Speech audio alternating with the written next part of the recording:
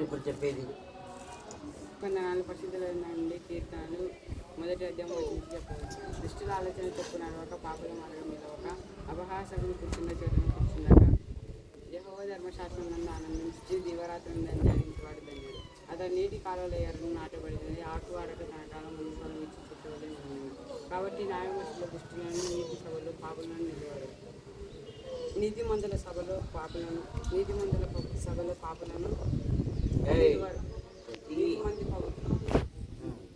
నీతిమంతుల మార్గము యెహోవాకు తెలియను, అందరికీ వందనాలు. దుష్టుల మార్గము నాశనముకు నడుపును, అందరికీ వందనాలు.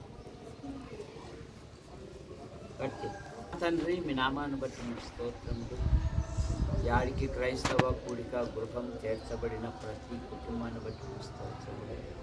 ఈ సండే స్కూల్ పిల్లలు వారి తల్లిదండ్రులు తోబుట్టులు జీవించండి. ఈ మందిరం పైన రేకుల షెడ్డు నిర్మాణం జరుగుటకు సహాయం దయచేయండి. అందుకు కావలసిన సమస్తమును సమకూర్చండి. జీవించండి. మేడం బలహీనతలతో ఉండి మీరు ముక్తి స్వస్థత. క్రిస్మస్ నూతన సంవత్సరం ప్రతి వారు సంతోషంతో జరుపుకుంటూ దయచేయండి. ఈ నిర్మాణం కొరకు అనేకులు ప్రార్థిస్తున్నారు. అనేకులు సహాయం చేయటం కూడా మీకు కొనసాగించేయండి. మాకు కాదు యెహోవా, మాకు కాదు నీ నామమునికే మహిమ అని నేను స్తుతించినట్లుగా ఈ పని పూర్తవుతుంది కొనసాగించేయండి.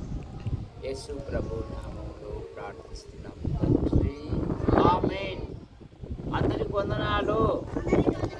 సహోదరులారా, మేము మందిరం పైన రేకుల షెడ్డు నిర్మాణం జరగాలి గనక మీరందరూ ప్రార్థించండి, తగిన సహాయం చేయండి. మా సండే స్కూల్ బృందాన్ని, మా మేడం కుటుంబం కొరకు మీరందరూ ప్రార్థించండి.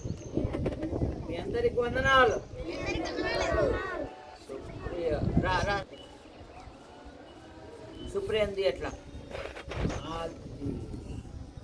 అయితే రాని. ఓకే, మా వాడు